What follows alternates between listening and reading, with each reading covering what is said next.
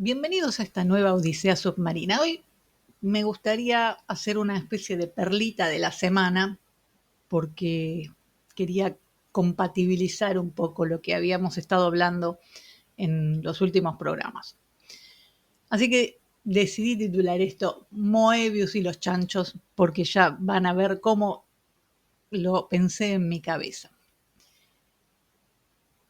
Por el trabajo que hice sobre Evita, alguien me dijo en otra red social: con toda la plata del Estado era fácil hacer obras de caridad. Y por supuesto no leí más. O si leí no me acuerdo, esa es la verdad. Porque una andanada de furia ciega me brotó. Y ahí entendí por qué la llaman furia ciega. Porque realmente no ves nada. Lo que respondí es irreproducible en esta red social, así que les evitaré el disgusto de tener que escuchar mi procacidad. Pero cuando bajó la espuma, y créanme que, aunque baja, no olvido, pensé que debía responder con más cortesía. Porque digo, si es tan fácil hacer obras con la plata del Estado, ¿por qué no se están haciendo? Y si es tan fácil, ¿por qué no se hicieron antes? Pero bueno, después pensé, ¿para qué? No vale la pena. O sea, hablar con esta gente es tirarle margaritas a los chanchos, porque evidentemente no han podido razonar antes de escribir. Pero claro, en medio de esta furia, recuerdo que le dije algo así como: ahora la plata del Estado se la están regalando a Elstein para que se la lleve a Israel, lo que en realidad no es del todo cierto. También se la están regalando a los fondos comunes de inversión, como el de la esposa de Daza, el de Caputo, los bancos, los Besant y muchos otros. Y 75 mil millones de dólares en apenas 6 años. No creo que haya un país que haya tomado semejante deuda, excepto, bueno, Estados Unidos, porque tiene una monumental deuda. Y con esos 75 mil millones de dólares, ahora no se hizo en el último año y medio ni siquiera una obra. Entonces pensaba, ¿no? Los cerdos viven tan gordos y se comen hasta los hijos. Pero a medida que las horas pasaban, me seguía haciendo ruido lo de con la plata del Estado, con la plata del Estado, porque les gusta presentar como que la Fundación Eva Perón se agarraba la plata y se la dilapidaba, se la tiraba en joyas y vestidos.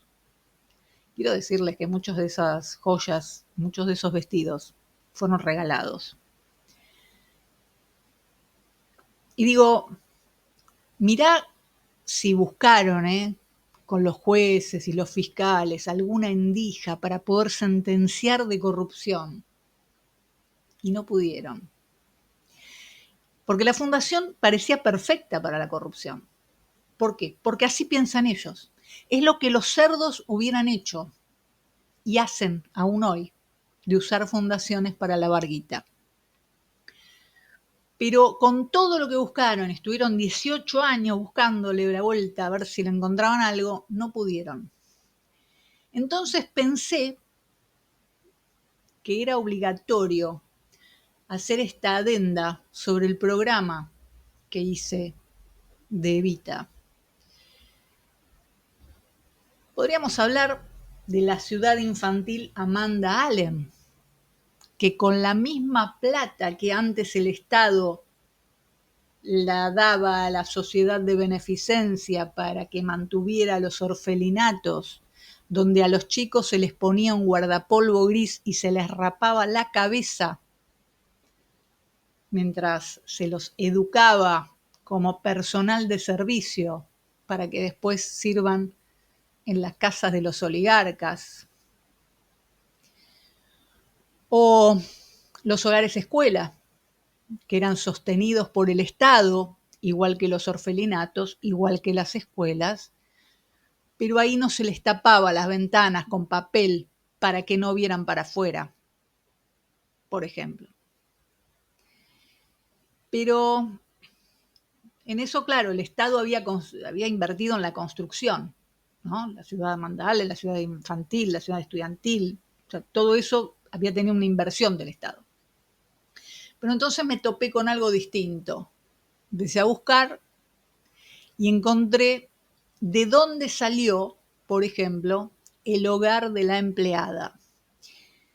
Y es que después de la declaración de guerra a Alemania en marzo de 1945, ya cuando la guerra estaba prácticamente acabada, el gobierno argentino expropió una cantidad de empresas, bancos, organizaciones de la sociedad civil, marcas, patentes y cuentas bancarias propiedad de los alemanes, sociedades alemanas o filiales de empresas alemanas.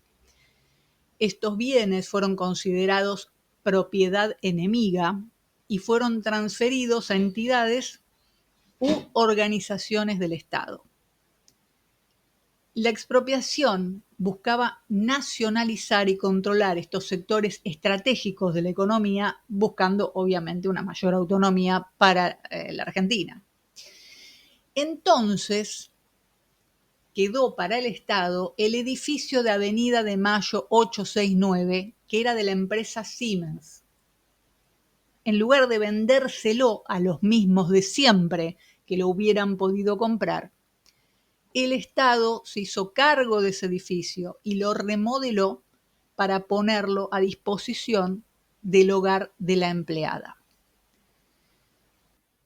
Como te había contado, el hogar de la empleada tenía 11 pisos, con una capacidad para 500 camas, y mujeres de todo el país que llegaban a la ciudad de Buenos Aires podían hospedarse bajo un régimen de pensión y convivencia, un sistema atípico que contemplaba 3 tipos de beneficiarias, valga la redundancia, ¿no?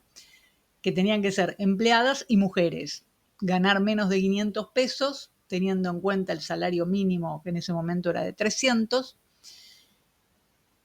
y se les cobraba de acuerdo a lo que ganaban, ¿sí? No es que tenían una tarifa fija, sino que de acuerdo a si una persona llegaba y ganaba 300 pesos, iba a pagar menos que una persona que ganaba 500. Para conseguir una vacante en el hogar, primero estaban aquellas mujeres trabajadoras que llegaban a la ciudad y no tenían familia, pero que podían alquilar una habitación. Segundo, aquellas que se encontraban en situación económica vulnerable y necesitaban un lugar estratégicamente ubicado para poder almorzar cerca de su trabajo. ¿Y qué era ser vulnerable? Bueno, alguien que trabajaba, pero que tenía un sueldo mínimo y era, no sé, viuda o sostén de familia o tenía muchos hijos. Y por último estaban aquellas trabajadoras que vivían lejos de su lugar de trabajo y no podían volver a su casa a almorzar, y a lo mejor tenían 2 horas para almorzar hasta que volviera a abrir la empresa o el negocio. Entonces, bueno, podían hacer uso del restaurante con un menú económico. La única condición para todas era que no tenían que tener parientes en Capital Federal. ¿Cómo se sostenía todo esto? Bueno, además del sector residencial que te conté, que tenía 9 pisos, que tenía 11 pisos, de los cuales 9 eran residenciales, había una terraza con solario, un piso de uso común que tenía biblioteca, sala de música, había un salón de costura. El edificio contaba con 2 restaurantes, con los cuales el hogar de la empleada obtenía parte de sus ingresos. Es decir, se pagaba un precio módico por la habitación, aquellas que vivían en el hogar, y se compensaba con los 2 restaurantes el resto del capital necesario para su mantenimiento. Uno de esos restaurantes estaba ubicado en el primer piso, se entraba por Avenida Rivadavia 870 y estaba destinado al almuerzo de mujeres dentro de su jornada laboral y contaba con un menú fijo económico. También había otros menús, pero el fijo era económico. Y el otro restaurante en la planta baja estaba abierto al público en general y tenía acceso por Avenida de Mayo. Este último no solamente recibía gente de toda la zona, sino que además lo visitaba la misma Evita, que lo utilizaba para sus reuniones o para recibir personalidades que estaban de visita en el país.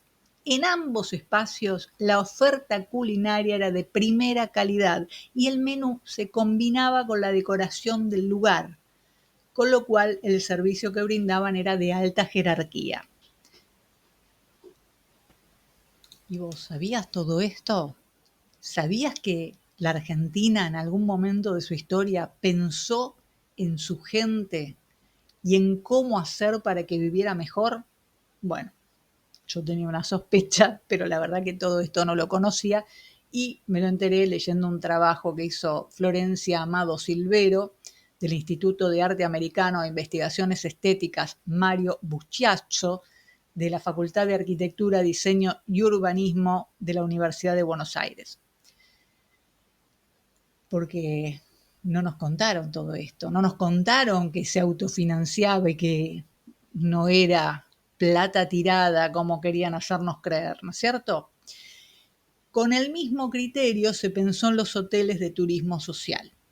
Y vamos a hablar hoy del de Chapadmalal, que originalmente Chapadmalal fue un territorio habitado por indios, pampas y tehuelches, atraídos por la riqueza natural y el hermoso paisaje, porque además, bueno, tenían cómo cazar y pescar al mismo tiempo. En 1910 es habilitado provisionalmente un ramal del ferrocarril, dando la apertura a la estación Chapadmalal, un pintoresco chalet de estilo inglés, ubicado en el kilómetro 417, 417,50, en tierras que fueron adquiridas, porque hasta eso se hacían pagar, para que le pongan un ferrocarril para poder llevarse las vacas que criaban.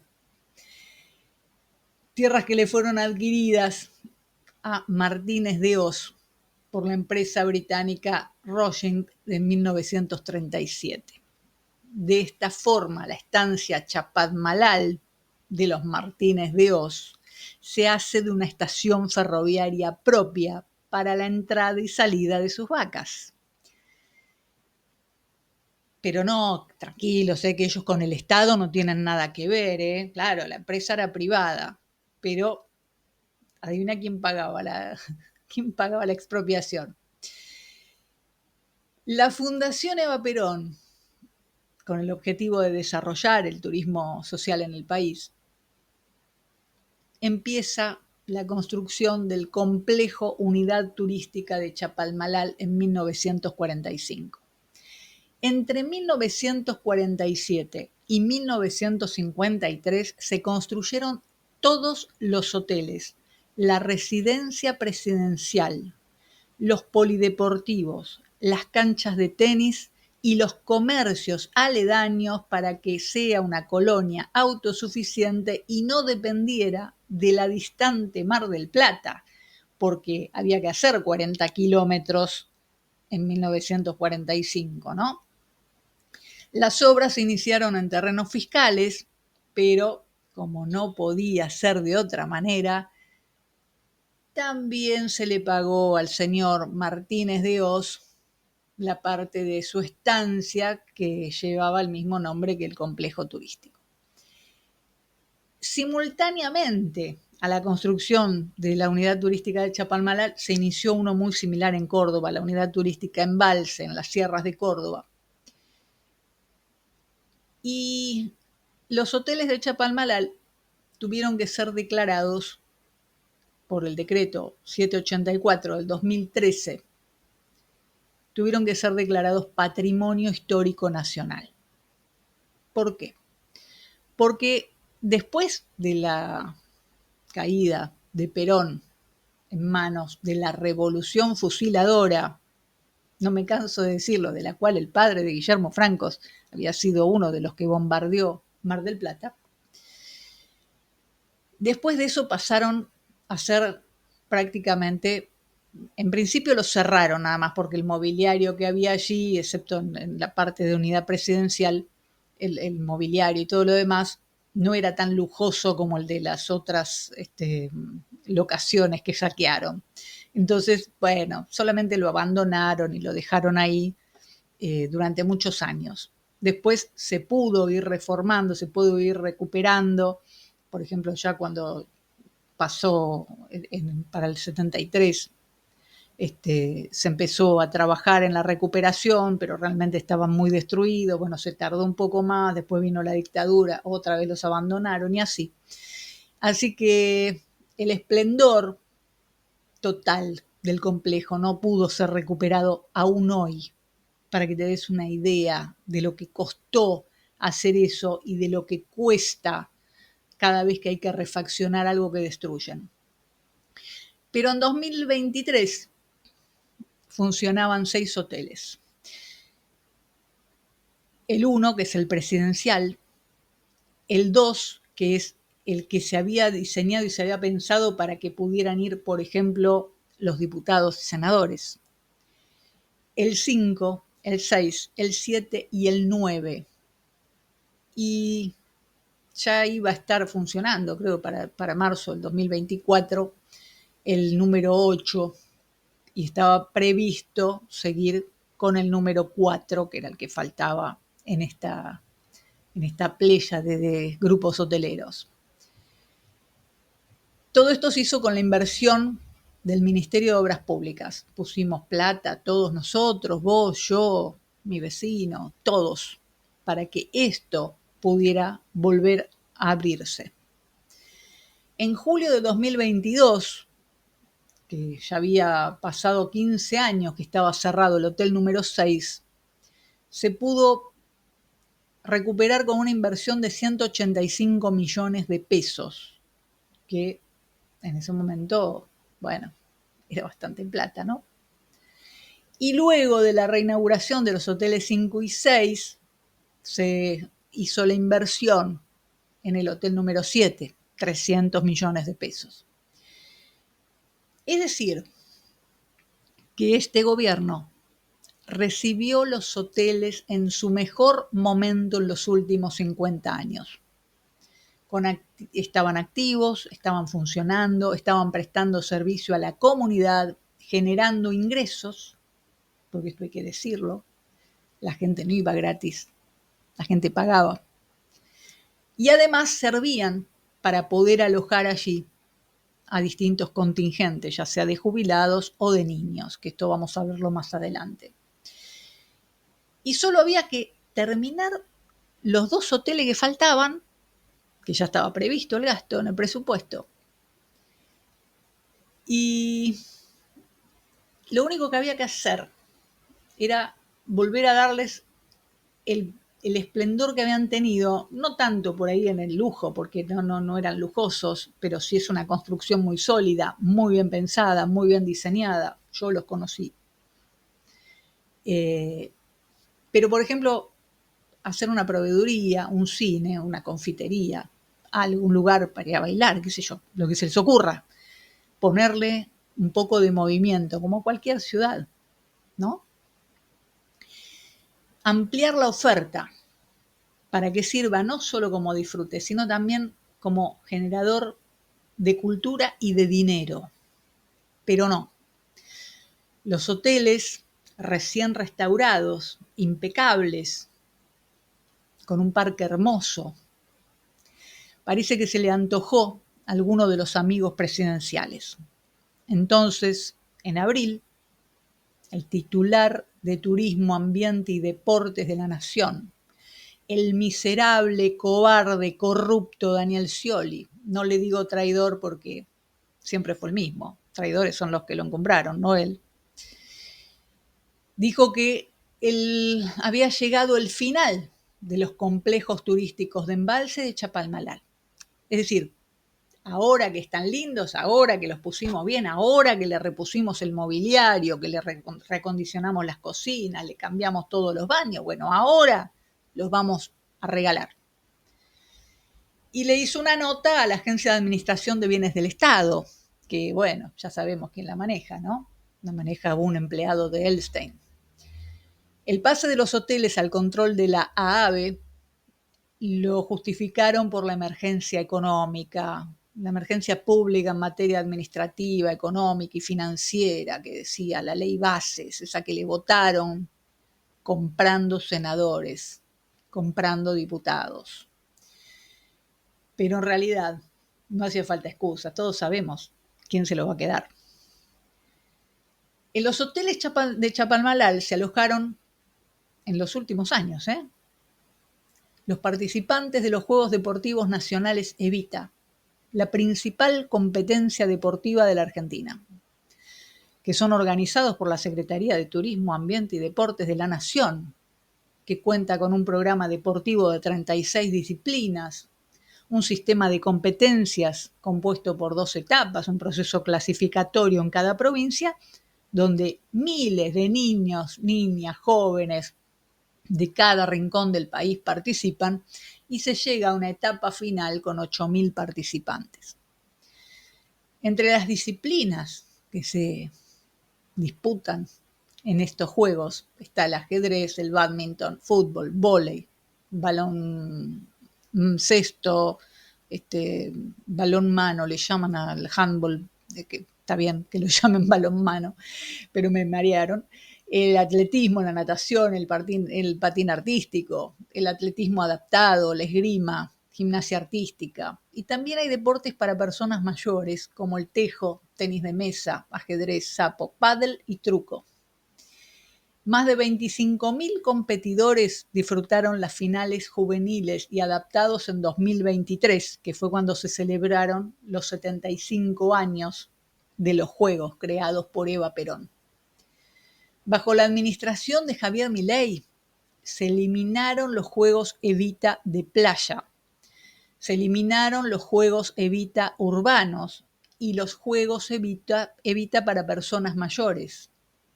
Pero no les alcanzó. También recortaron 40 disciplinas en juveniles y adaptados. En 2024, Nación solo cubría el 20% de los gastos de alojamiento, obligando así a las provincias a pagar el resto. Y como las provincias se enojaron, muchas no mandaron participantes. Entonces, si solamente se podía acceder pagando, ¿quiénes iban a competir? Los que tengan plata para viajar o las provincias que puedan afrontar el gasto de mandar a 200, 300 personas a participar de los Juegos. Hace muchos años, en los Juegos Evita participó un niño al que más tarde todo el mundo conoció, Diego Armando Maradona. Hoy, si hay algún Maradona en Villa Fiorito, no puede competir. ¿Y quién es el secretario de Deporte y Turismo? Daniel Scioli. El mismo que se sacaba la foto con Diego Maradona para usarlo en la campaña. Pero hay una luz de esperanza. Veremos cómo sigue la historia, porque hoy, ayer en realidad, el ministro de Producción, Ciencia e Innovación Tecnológica de la provincia de Buenos Aires, Augusto Costa, anunció que solicitó al gobierno nacional la transferencia de los predios de Chapalmalal. La gestión provincial dijo además que las autoridades nacionales habían promovido una debacle en la temporada de turismo 2024-2025, por lo que pidió la responsabilidad del icónico complejo hotelero ubicado en el partido de General Pueyrredón para proteger el patrimonio histórico y seguir desarrollando políticas públicas. Y uno no puede dejar de pensar en Martínez de Oz, en cómo asesinaron gente para apoderarse de las tierras, cómo usurparon el nombre. Los Martínez de Oz no existen, no existen. El primer Martínez de Oz, que es el que le rindió pleitesía a Gran Bretaña, allá cuando lo pusieron en las invasiones inglesas a conducir la aduana, era el último de su familia. No había más Entonces hizo traer a unos sobrinos de la mujer que vivían en España para que heredaran la plata que había hecho acá con el contrabando. Esos son los Martínez de Oz. Por no hablar del último, ¿no? Que conocimos, que es nefasto, que también robaba empresas a fuerza de torturas. Estos hombres que eran esta familia que viene de lejos, robando, contrabandeando, se habían hecho de la estancia Chapadmalal, que significa corral pantanoso. Se la habían robado a los aborígenes para apoderarse de los cursos de agua de la zona, porque cuando vos te apoderás del agua, eliminás cualquier posibilidad de que algo crezca alrededor. Y eso es lo que hicieron. Eso es lo que están haciendo con los argentinos al entregarle el agua a un estado extranjero. Los cerdos abrevan en Chapalmalal, dejando su estiércol desparramado, apestando la tierra, en esta cinta de Moebius, que es la historia argentina, donde cada vez que la vida parece que va a dar una vuelta, vuelve siempre al mismo lugar. Como viste, la obra de la Fundación Eva Perón fue algo de otro planeta prácticamente. Pero si no la conocemos, no podemos entender todo lo que perdimos. Y créeme, perdimos muchísimo. Perdimos la conciencia de todo lo que se hizo en apenas unos años con no deberle nada a nadie o no endeudarnos con nadie. Perdimos la idea de la solidaridad, perdimos la idea de para qué estamos, para qué somos una nación. Hay, claro que la culpa no es solamente de haber perdido en el 55, ¿no? Bueno, digamos que toda esa gente sigue dando vueltas todavía. Pero quería contarte esto, porque como no sabemos, como no conocemos, se dicen muchas cosas equivocadas, se dicen muchas cosas sin sentido, y vamos quedando muy pocos con ganas de investigar sobre el pasado porque el presente apremia. Pero parte de este presente tiene que ver con ese pasado. Mirá, justo hay un nuevo papa que es Agustino, y San Agustín decía que no se puede amar lo que no se conoce. Si vos no conocés a tu pueblo, si vos no conocés tu nación, si vos no conocés las cosas que fueron posibles, entonces viene cualquiera y te hace creer que no servimos para nada, que no tenemos ningún valor, que las cosas pueden estar o no estar, y no es lo mismo. No es lo mismo educar para la solidaridad, no es lo mismo educar para el deporte, para la ciencia, para la música, no es lo mismo que no hacerlo. Y creo que ya tenemos bastantes muestras de eso. En esta cinta de Moebius, que es la historia argentina, donde los mismos personajes o sus familiares siguen dando vueltas y siguen dando vueltas y haciendo siempre lo mismo, es como que en algún momento tenemos que plantarnos y decirnos, pará, no, esto no está bien, esto no se hace. Y vale tanto para las traiciones como para quienes se quieren cargar el patrimonio de todos nosotros. Te puse las imágenes para que vieras cómo era el hogar de la empleada. Después en otro momento te voy a hacer algún cortito, o probablemente lo escriba, qué pasó con los colosos de Siemens, que es parte también de esa historia. Pero lamentablemente no encontré imágenes de adentro del hotel de Chapalmalal, de los hoteles de Chapalmalal, porque bueno, en general no hay publicados, pero créeme que tienen una calidad en los materiales, una vista espectacular, no se puede creer, lo que es ese lugar no se puede creer. Por eso quería que lo conocieras, que aprendieras un poco como aprendí yo, buscando todos estos datos, y que no te dejes convencer. Nosotros somos muy valiosos, los argentinos valemos demasiado.